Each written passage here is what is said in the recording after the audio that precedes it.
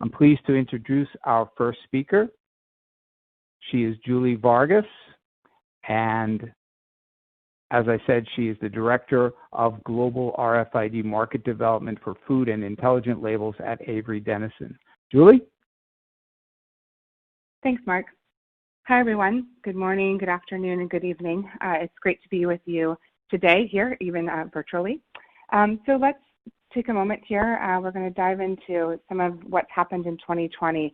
But before we do, I'd really like you to pause for a minute and think about where you were this day 1 year ago. So on October 29th of 2019, take a minute to think about what the world was like and what your world was like. I think one thing we can all agree on is that across the globe, so much has changed for us in 2020. And the food industry alone has seen unprecedented digital shift. So today we're going to explore what has happened and where digital identification technology can drive acceleration in that transformation. So let's start with grocery shopping. When you think about that, traditional grocery alone has seen a surge in omni-channel demand with unprecedented app downloads and a shift to curbside pickup or delivery. So daily downloads of grocery apps due to COVID-19 jumped approximately 218% in the early part of this year. And then venture funding as well for US-based food tech companies has increased from $60 million to over $1 billion. 17% of grocery sales can now be attributed to digital efforts, which is up from 5% just 2 years ago. We also saw new models. We saw our convenience stores, our drugstores, and even some of our restaurants becoming bodegas for staple shopping. Food service has also been hard hit with major challenges to managing labor and inventory, all while seeing a surge in their own omnichannel, either serviced directly or through third-party delivery services like DoorDash or Uber Eats. But nothing has been hit harder than the food supply chain. When you take a look at that, I mean, I think for me personally, I have my own images in my head. I'm sure you do as well. We watched consumers flock to stores to pantry load, leaving shelves bare for weeks. Some of us may still panic when we run low on toilet paper. And ultimately, all of that was broadcast from the retail side, and we could see the surge in demand. At the same time, we watched contrasting images about parking lots full of fresh produce going to waste, and over 14 million liters of dairy that was poured down the drain every single day when distribution broke down. And this is a supply chain that was already challenged with inefficiency and losses of up to 40% pre-pandemic. The disruption of 2020 has amplified the need to drive a digitized, agile, and responsive supply chain that can adapt to new consumer demands. And boy, are we demanding. So when you look at consumers, you'll also see there's quite a shift in what we're expecting and how we're shopping. There's evolution that's rapidly taking place across three major trends. The first is availability, the second is convenience, and the third is traceability. Now, if there wasn't enough disruption already in the food industry, all of these accelerated exponentially this year. One industry expert estimated there was 3 years worth of acceleration in the first 3 months of the pandemic, with consumers being at the center of this change. So let's start with omnichannel. There we saw a 17% rise in BOPIS, or buy online, pick up in store, curbside pickup. We saw a 57% increase in delivery to homes for grocery services.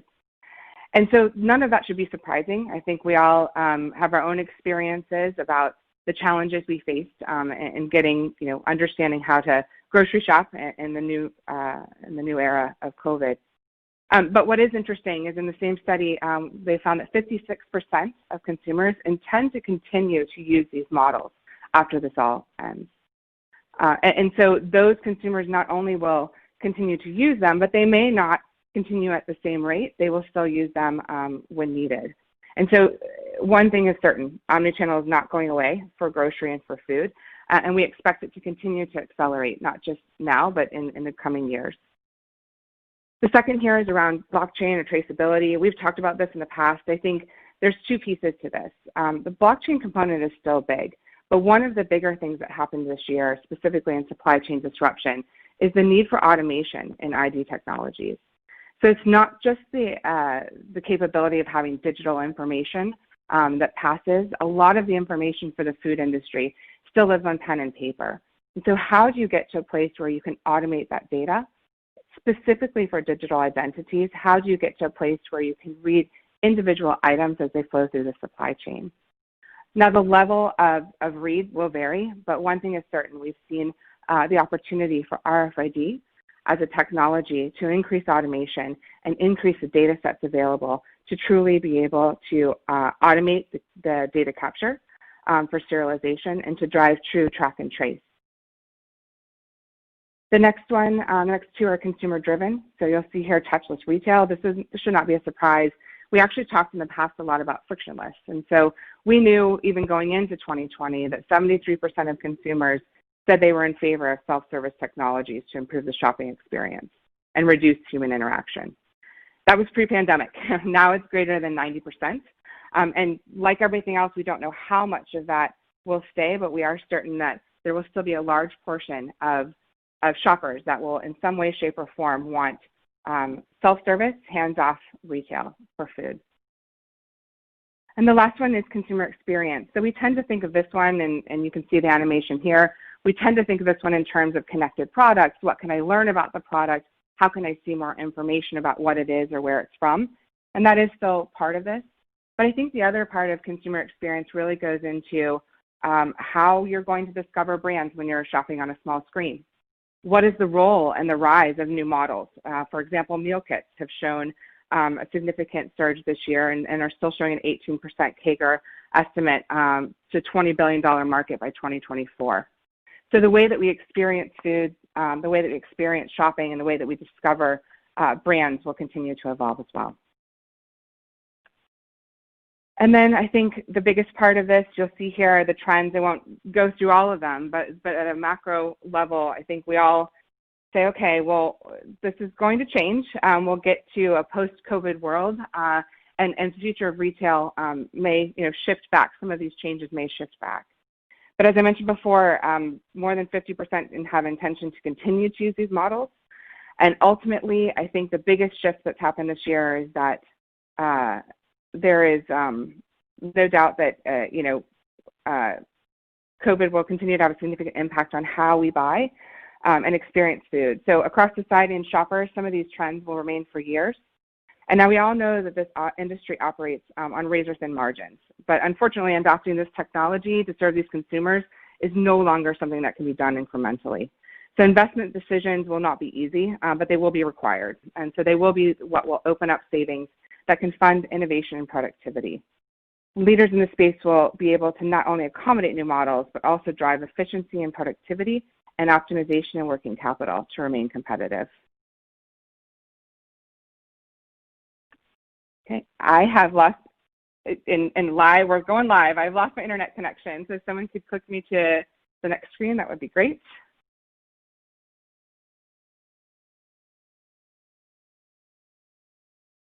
Okay, I can't see, so I'm going blind. So this, you should be seeing a screen. Okay, great. You should be seeing a screen.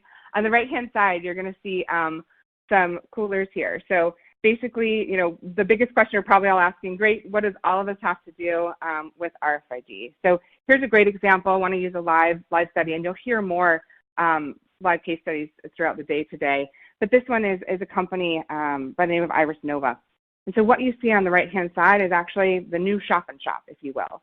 So the ability to have a self-contained retail location that does all of the following. It has flexibility for always-on retail that is touchless and self-service, but it can also be plugged into traditional models. So this product itself has automated inventory visibility.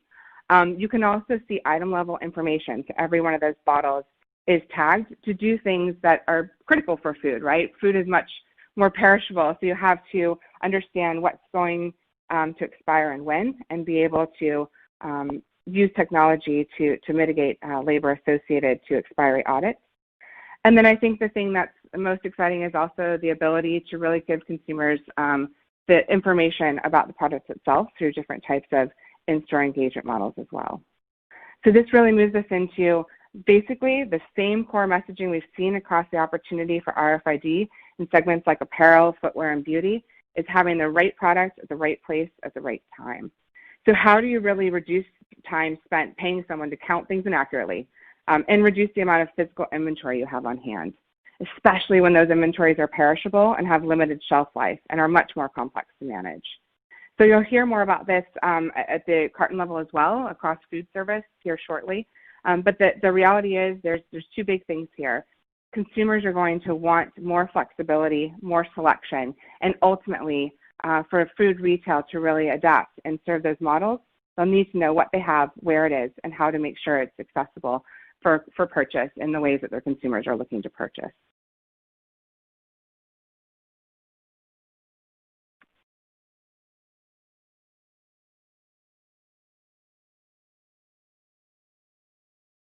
Okay, I'm still not connected, so bear with me. Next slide, please.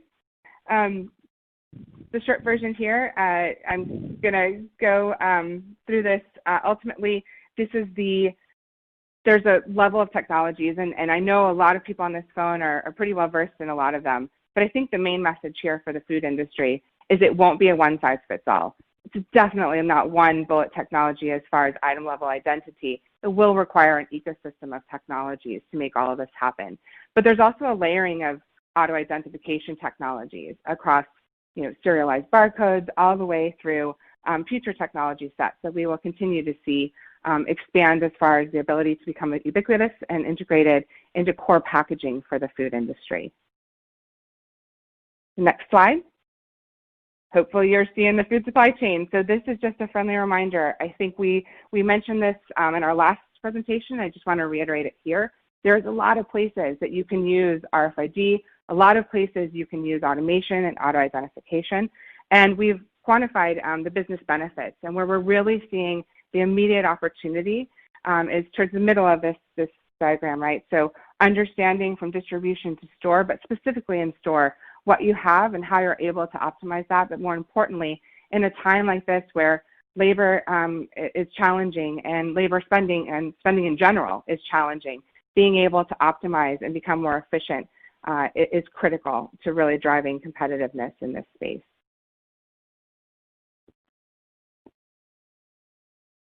Okay, let's go to the next slide, should be labeled traceability.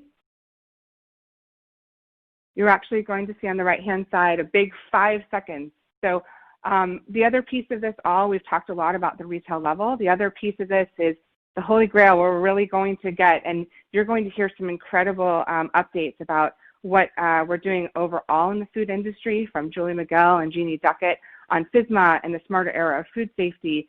But the short version here is it's really hard to know what you have is fresh and safe if you can't trace it with certainty to what it is, where it came from, and more importantly, for optimizing efficiency across that supply chain, really understanding what you have where. So when you can drive visibility at every step of the supply chain, you start to unlock traceability. And in addition to that, you can really drive incremental opportunities. And the one that I think is really positive and promising, not only for the environment, but also for the economics of the food industry, is the ability to limit food waste.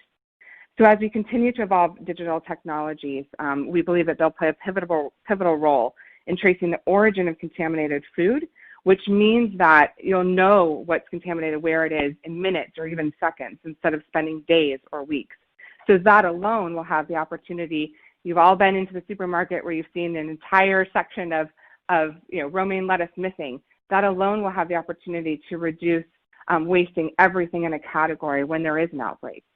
And if you take that and add that to the retail opportunities we've talked before, in the next slide, food waste in the U.S., I have a lot of stats. And so for those of you who love numbers, get your pencil. So the first is there's $2.6 trillion is the cost of food that's wasted in the U.S., and $520 billion of that can be avoided by using technology. We've already talked about how the fact that 1/3 of all food that's produced for human consumption is wasted. 40% of that is happening in supply chain and retail before that food is purchased. 7% of global greenhouse gas emissions come from food waste worldwide. We make enough food to feed the global population 1.5 times over, yet there's still people that go hungry. And when you saw during the pandemic that the increase of that impact of distribution to those that don't have equal access was even more critical. and problematic. So unlike other sustainability challenges, this one we have started to directly quantify as an opportunity to expand margins. If you take a look at slide 13, the next one for me. Essentially, you're going to see early studies that we've worked on. You have the capability to reduce your food waste by 20% while simultaneously reducing the labor that's associated to doing things like inventory management, reducing things like overstocking. Essentially, the main key here is the ability to optimize purchasing and production with consumption itself. And when you do that, you are going to see impact going directly towards the bottom line. And so what I want to take a look at on the next slide, final one, hopefully you guys are, everyone's still with me. I'm in my unconnected bubble here, talking to slide number 2. But on this last one, you are going to see there is a huge opportunity. So I think you're going to hear some deep dives across these today in the sessions. And I'm extremely excited that the experts that are here today will be sharing their learnings of what we've seen, especially in such a challenging year like this. Ultimately, the biggest piece of this to take away is that over the course of those sessions, you'll hear about the direct bottom line impact RFID adoption can drive. So you'll also hear about the new regulations working to make sure our food is fresh and safe. And so this is an and to all of that. In addition to all of those opportunities, we fundamentally believe that one of the biggest opportunities with sensor technology, namely RAIN UHF RFID, is the ability to know what you have and what you need. So I said already, and I'll say it again, it is not a magic bullet to solve food waste, but it has been proven to drive optimization of production to consumption. When you know what you have and where it is, that visibility can reduce what food is lost, expired, and thrown in the garbage before purchase. That alone will have a significant environmental impact. The and is that it also helps your bottom line by reducing working capital and making sure that you're optimizing where and how your valuable workforce spends their time.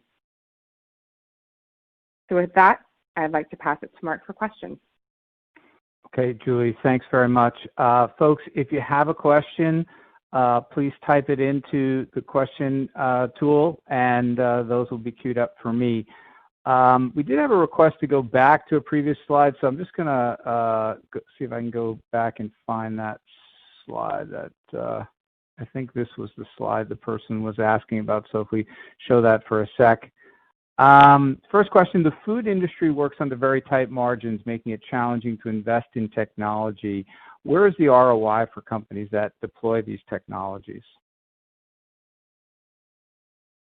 Yeah, it's a good question. So I think a lot of times when you're looking at adopting new technology, you're thinking about what part of your margin can you go to invest.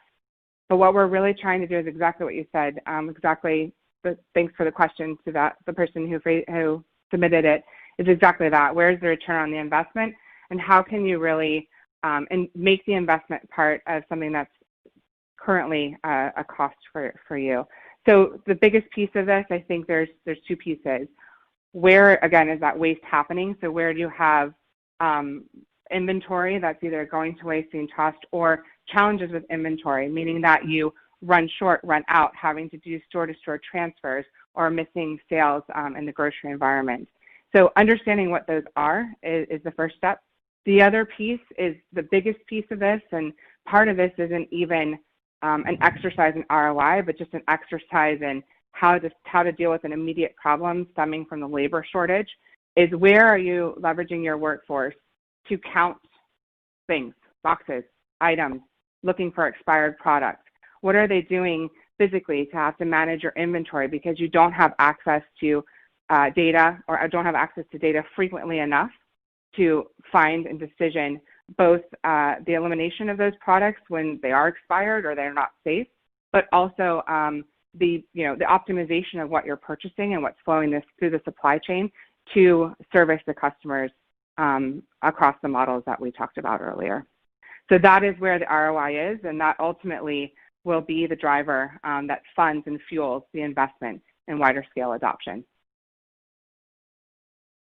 Okay. Thank you. Yes. How do RFID labels affect the recyclability of the packaging?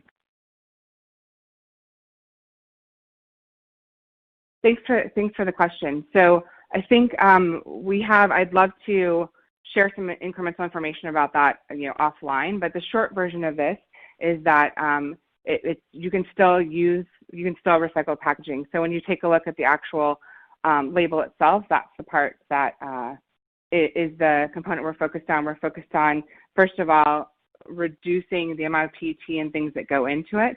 But it does vary by region, by country, but for the most part, it does not impact the recyclability of the packaging. Okay. How is the food industry different from other vertical industries that RFID is used in?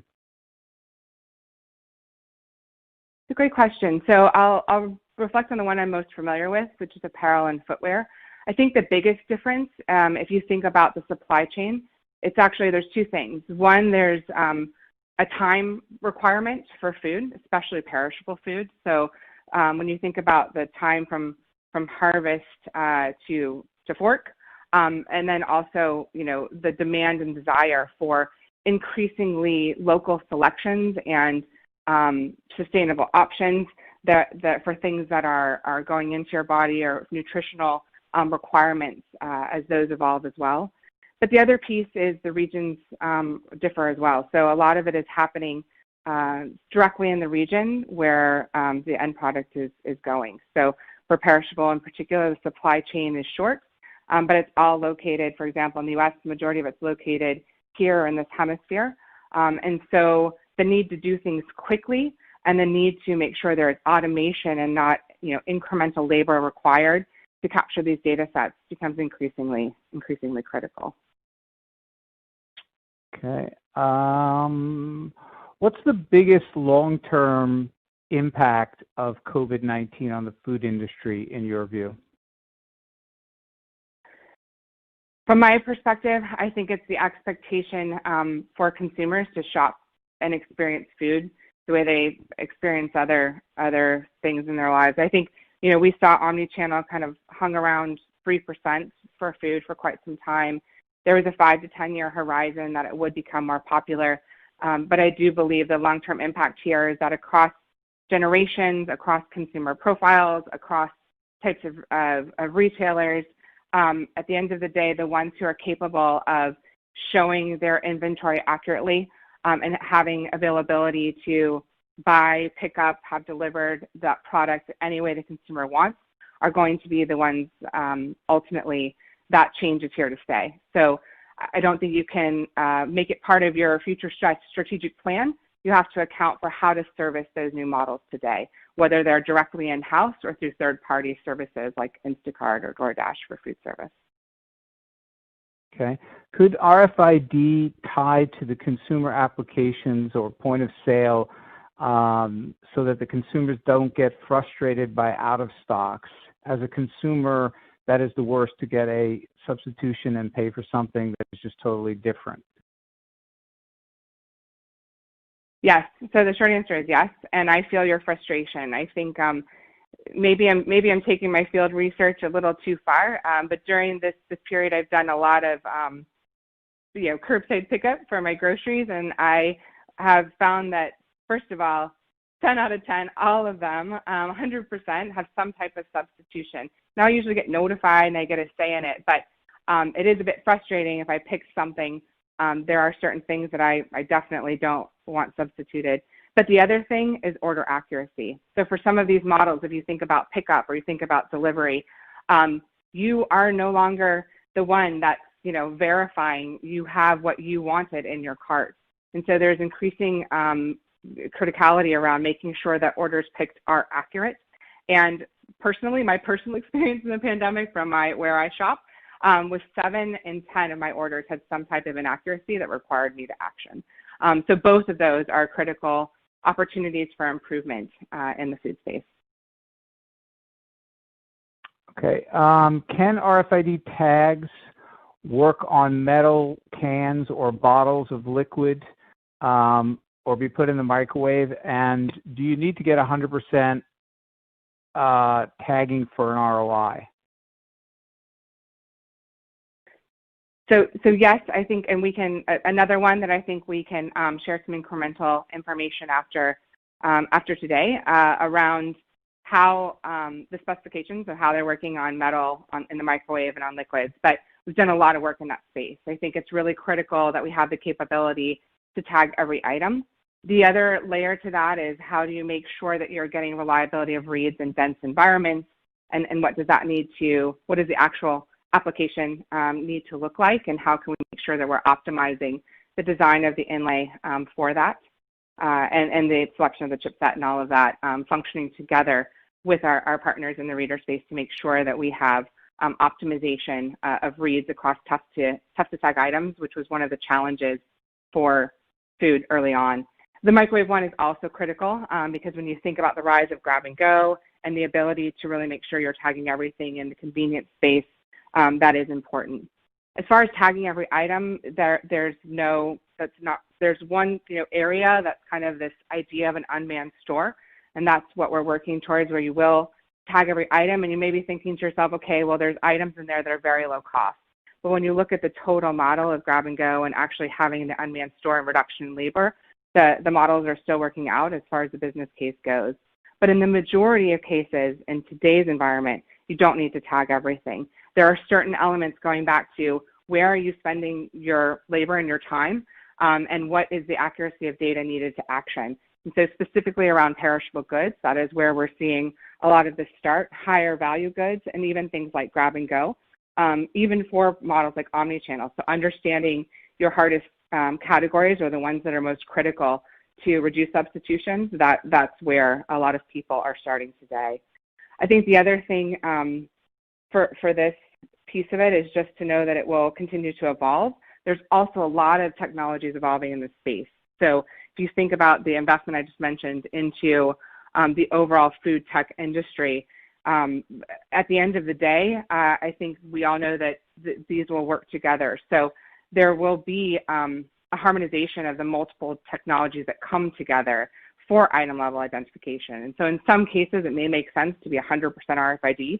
In other cases, it may make sense to combine RFID with AI or with image recognition or other types of technologies to drive a full visibility across the different layers of products that need different types of information for traceability or for retail. Okay.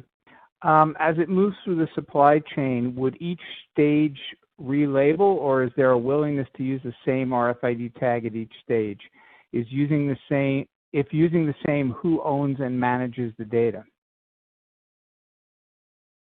That is a question that merits at least another 30-minute session. So let me give my brief answer to that. But I think there's a lot there. So the short version is the idea of having information on each individual item does allow for information to be located on the chip that can be interoperable. We see that across other supply apparel footwear supply chains today. So that is an opportunity. Now, who owns and shares the data, I think, has been one of the things that across the food industry has been a challenge when I think about some of the other compliance efforts for that industry, is what lives on the product, how is it digitized, and then how is it shared, but then ultimately across the different silos and the trading partners, what do you share and when? And so part of this is going to be continuously evolving, but some of the key elements like expiry or lot that are required to actually action, elements of expiry management, freshness, or recall events, withdrawals, that is something that will need to live with the item itself and be able to be passed openly to make sure that we are actioning and seeing results for everybody in the supply chain for those two opportunities. Okay. Julie, thanks very much. Terrific presentation. I really appreciate it. Thank you, everyone.